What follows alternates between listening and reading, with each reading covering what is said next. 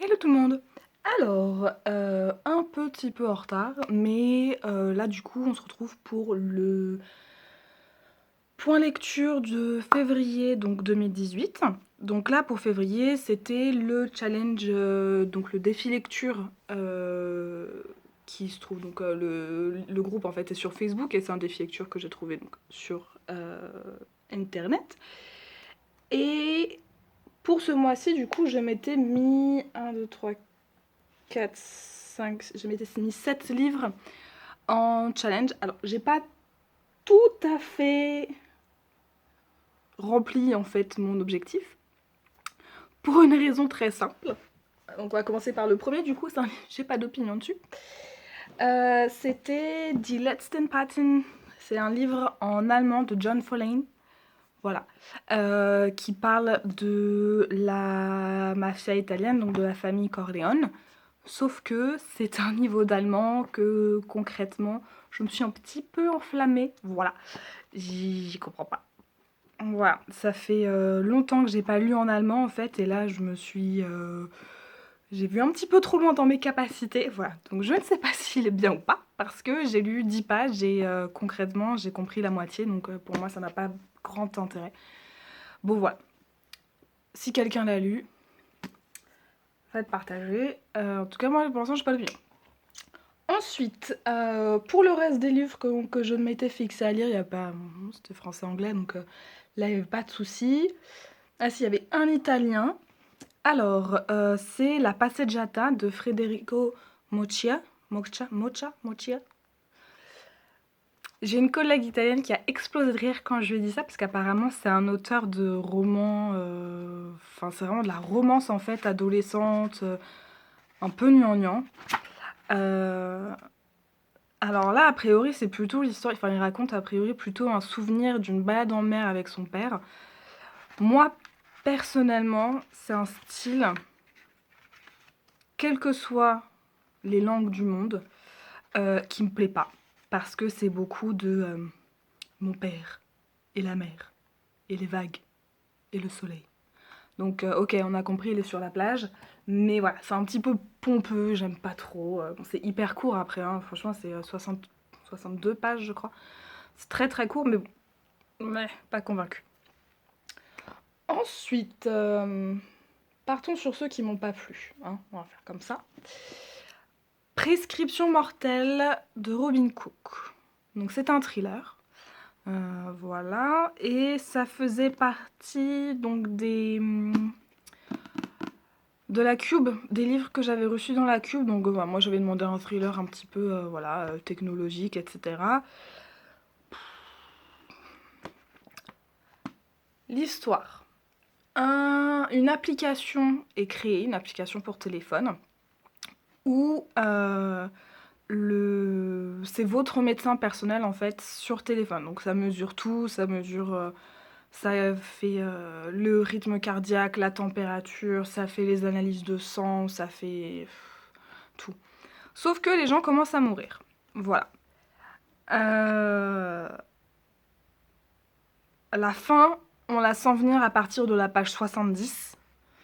Il y a 500 pages. Voilà. Donc, non, sincèrement, j'ai pas du tout été.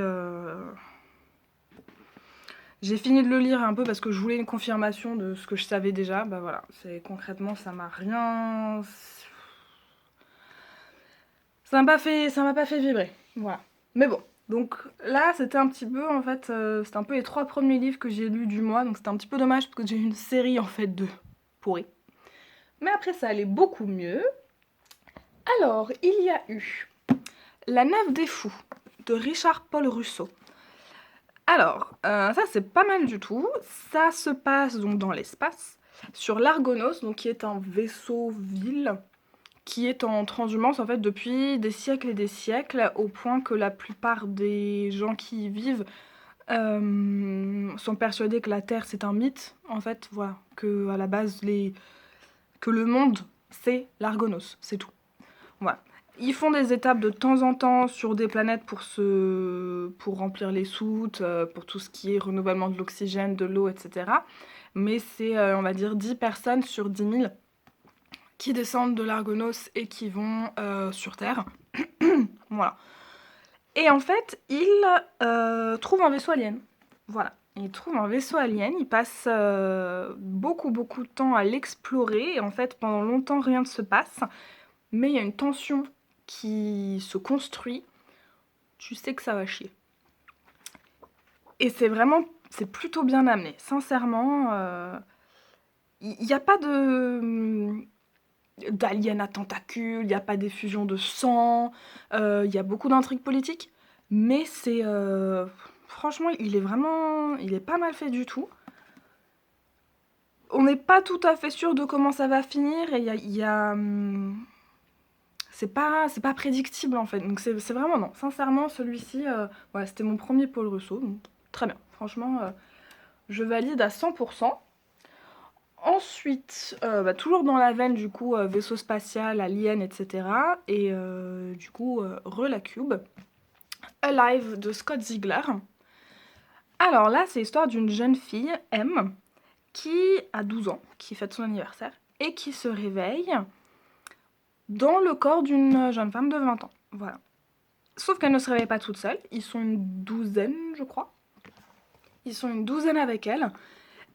Et elle se retrouve du coup à la tête en fait de ce petit groupe de 12 enfants dans des corps de 20 ans. Il rencontre un autre groupe d'enfants pareils, et toute l'histoire, donc c'est le premier tome. L'histoire du coup c'est de savoir pourquoi est-ce qu'ils sont là, pourquoi est-ce que ces enfants sont dans des corps qui sont un petit peu trop grands pour leur âge, pourquoi est-ce qu'ils sont tout seuls dans cet énorme vaisseau qui est gigantesque, pareil, comme l'Argonos dans la Nef des Fous. C'est un vaisseau-ville, il est énorme, donc il est très très bien. Je l'ai lu en une journée. Bon, après c'est un young adulte, hein, donc en même temps c'est écrit gros. Voilà. Je sais pas si on voit quoi que ce soit. Bref. C'est écrit gros, il y a beaucoup d'action. Il y a un triangle amoureux, donc les triangles amoureux ça me fatigue. Mais celui-là pour l'instant il est pas trop énervant, ça va. À voir dans le tome 2, parce que je pense vraiment que quand le tome 2 sortira, je vais vraiment m'y mettre. Mais non, le triangle amoureux, ça va. Et tous les personnages, bon... vous avez le méchant un petit peu... enfin, le méchant obligé, on va dire, dans tous les bouquins young adultes. De toute façon, il y a un méchant hyper classique, qui est agressif, on sait pas pourquoi, qui au final se révèle être au final vachement gentil, il est juste torturé, nanana. Bon, là il y est, mais il meurt vite, donc ça va. Je vous dirai pas lequel c'est. Ensuite, nous avons eu La bête humaine de Zola. Donc moi je pensais que ça se passait dans une usine, etc. Bêtement, en voyant la couverture. Point du tout, c'est les pistons d'un train. Voilà. Donc c'est l'histoire de Jacques Lantier, qui est mécanicien, qui veut tuer une femme. Voilà. Dès qu'il s'approche d'une femme, il veut la tuer. En fait, dès qu'il s'approche physiquement en termes de relations intimes, il veut la tuer. Et son chemin croise celui de Séverine Roubaud. Séverine ou Suzanne? Séverine. Il tombe amoureux. Elle est mariée.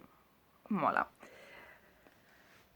Et avec un autre personnage des chemins de fer également. Mais voilà, c'est... Avant qu'ils ne se rendent compte, il y a d'autres événements qui se passent, dont on va pas vous raconter tout le livre non plus, parce que ça gâche complètement l'histoire sinon. Mais sincèrement, c'est un style qui est vraiment pas mal, et je suis très surprise. Alors je ne me souviens plus dans les autres Zola de comment ça se passe à ce niveau-là. Mais en termes de sexualité, c'est plutôt porté. Ce qui m'étonne pour l'époque. Sincèrement, je pensais que c'est... Enfin, voilà, en général, des livres de cette époque, c'est quand même beaucoup plus prude, beaucoup plus... on n'en parle pas. Et là, non, du tout, ils couchent ensemble et puis ils le racontent, et voilà. Donc c'est pas mal, parce que du coup, ça fait pas coincer, quoi, comme bouquin, donc c'est pas mal. Et les personnages sont... Alors, comment dire? Jacques Lantier est très bien. Séverine est agaçante. Son mari est un cassos. Et vous avez pléthore de personnages secondaires qui sont tous un petit peu perchés, dont l'assistant, le mécanicien assistant de Jacques. Voilà, vous avez un petit florilège de personnages, comment dire, haut en couleur, mettons. Mais une très très bonne lecture. Sincèrement, c'est passé très vite. Et ouais, non, sincèrement, à garder et à relire. Voilà. Ensuite, nous avons eu Les fiancés du Pacifique. Pardon, je suis un peu enrhumée. De Jojo Moyes. Donc, qui a fait Moi sans toi, Moi avant toi. Voilà. C'est l'histoire de 655 jeunes Australiennes qui s'embarquent sur un porte-avions pour traverser la moitié du monde pour rejoindre l'Angleterre, donc à la fin de la Seconde Guerre mondiale, pour rejoindre leurs époux, en fait. Sachant que la plupart ont vu les 10 époux 4 jours dans leur vie, se sont mariés, le mec est parti à l'autre bout du monde, voilà. Et elles traversent la moitié du pays pour le retrouver. Et donc c'est l'histoire de cette traversée. On suit 4 jeunes filles en particulier. Avis, Jean, Frances et... Jean, Avis, Frances... Et... Bref, il y en a 4. Et elles ont toutes des parcours complètement différents. Et en fait, on les suit ensemble tout simplement parce qu'elles se retrouvent dans la même cabine en fait pendant leur traversée. Elles ont des parcours très différents, des origines très différentes, des histoires avec leurs partenaires très très différentes. Et franchement, je pensais que Jojo Moyes avait réussi une seule fois le coup de me faire pleurer toutes les larmes de mon corps avec Moi sans toi. Et là non, elle a réussi, voilà. Donc dans un style très différent, hein, on pleure pas pour les mêmes raisons, là on pleure, c'est que du bonheur à la fin. Mais ouais, très très bon, excellente lecture, sincèrement. C'est ma grand-mère qui me l'avait passé, alors bon, forcément je m'imaginais pas non plus un succès littéraire, mais il est... c'est un vrai câlin, en fait. Mais c'est pas une lecture gnangnan, du coup. C'est pas une lecture bisounours, pas du tout. Parce qu'il se passe des trucs très très moches, il y a des cœurs brisés, il y a des relations entre les femmes qui sont hyper dures. À l'époque, forcément, s'il y en a une qui a couché hors mariage, c'est une catin. S'il y en a une qui est enceinte, mon Dieu, elle parle plus que de ça. Voilà. Donc, c'est très différent, mais très très bonne lecture, franchement. Et la dernière, donc pour le challenge, c'était Le Vide de Patrick Sénécal. Alors là, énorme, énormissime. Bon déjà c'est une pavasse, hein. Il y a 700, 800 pages. 900 pages, pardon. 800 aidés, donc 900 pages. C'est l'histoire, donc ça se passe au Canada. C'est un présentateur, enfin un millionnaire qui devient présentateur télé, qui crée sa propre émission, Vivre au Max, donc il s'appelle Max Lavoie. Et le but de l'émission, c'est que les gens réalisent leurs rêves les plus fous. Sauf que la plupart des rêves des gens, c'est soit un exploit sportif, soit un exploit sexuel, soit une vengeance. Il y a 3 pèlerins qui sont perdus, qui veulent faire des trucs humanitaires, mais la plupart des gens, quand ils veulent se présenter, participer à l'émission, c'est dans ces 3 catégories qu'ils ont un rêve à accomplir. Voilà. Et c'est un thriller donc sur la vacuité de l'existence. Donc c'est hyper déprimant quand on le lit, mais c'est hyper bien amené. C'est franchement, le lisant, tout ce qu'on a envie de faire, c'est juste de rester cloîtré chez soi et de plus jamais sortir parce que la vie n'a aucun sens, parce que les gens sont tous moches, que de toute façon on va tous mourir, voilà. Mais c'est, il est vraiment, il est super bien écrit. Alors je connaissais pas du tout Patrick Sénécal, du coup c'est sûr que je vais en lire d'autres, mais extrêmement bon, franchement, une claque. Il a mis un petit peu de temps à commencer. mais passé les 100 pages, ça part tout seul. Et la construction est assez intéressante parce que c'est pas du tout chronologique. En fait, vous suivez plusieurs histoires qui sont toutes liées les unes entre elles, bien sûr. Mais aucune de ces histoires n'est dans l'ordre chronologique. Donc c'est... voilà, vous voyez, c'est une sacrée pavasse. Non, c'est vraiment... il est vraiment bon. Ça a vraiment été une révélation du coup. Patrick Sénécal, alors sans hésitation, parce qu'il est excellent. Donc ça, c'était pour mon challenge, donc pour février 2018, qui est donc rempli, on va dire, à 95%, sauf mon fameux livre en allemand que j'ai pas pu lire parce que trop compliqué. Et j'ai lu 4 autres livres du coup qui là étaient donc juste en plus. J'ai lu Ta deuxième vie commence quand tu comprends que tu n'en as qu'une de Raphaël Giordano. Je l'ai lu là ou je l'avais lu avant? Ah, je me souviens plus. Il me semble que je l'avais lu avant mais je le gardais pour quelqu'un d'autre en fait. Je crois que j'ai lu le mois dernier. Bref, c'est pas mal, c'est une lecture mignonne, un peu tirée par les cheveux à la fin, bref. Passons. Ceux-là, je suis sûre de les avoir lus juste le mois dernier. La Tour sombre, tome 1 de Stephen King, Le Pistolero, qui est un petit peu perché, j'ai pas tout compris. Alors a priori, il faut tout lire pour avoir une vraie explication. C'est dans un monde qui n'est pas le nôtre, qui est désertique. Donc le Pistolero suit l'homme en noir parce qu'il veut des réponses, mais par rapport à quoi, on ne sait pas. Il ne les a pas à la fin du tome 1, il n'a pas les réponses. Bon, c'est pas grave. Il croise le chemin d'un jeune garçon, Jacques, qui lui vient de notre monde à nous, qui est mort de notre monde. L'homme en noir l'a tué, qui l'a fait venir dans le monde du Pistolero. Voilà. Un peu flou, voilà. Dans le style Stephen King, c'est pas mon préféré pour l'instant. Bon, ça va, il n'y a pas de problème. Mais c'est pas mon... C'est pas mon préféré. Et les deux derniers, alors les deux, je les avais déjà lus. Et j'avais oublié que je les avais lus. Donc clairement, ils m'ont pas beaucoup marqué. Le premier, c'est La Cité des Anciens, le tome 1, Dragon et Serpent de Robin Hobb. Alors j'avais adoré Le Fou et l'Assassin, voilà, les autres séries de Robin Hobb qui sont excellentes. Alors celui-ci, je l'avais lu une fois et clairement ça m'a pas transcendé parce que en fait en le relisant je me disais bien ah ça me dit quelque chose, je sais que la fille avec des écailles elle a des problèmes avec sa mère machin. Bon. Pour un tome 1 ça m'a pas... L'histoire, des dragons naissent pour la première fois depuis des siècles et des siècles, sauf que ce sont des dragons faméliques, mal formés, malades, chétifs. Voilà, donc ça remet en question plein de choses dans leur monde, et a priori, ils veulent aller découvrir la Cité des Anciens.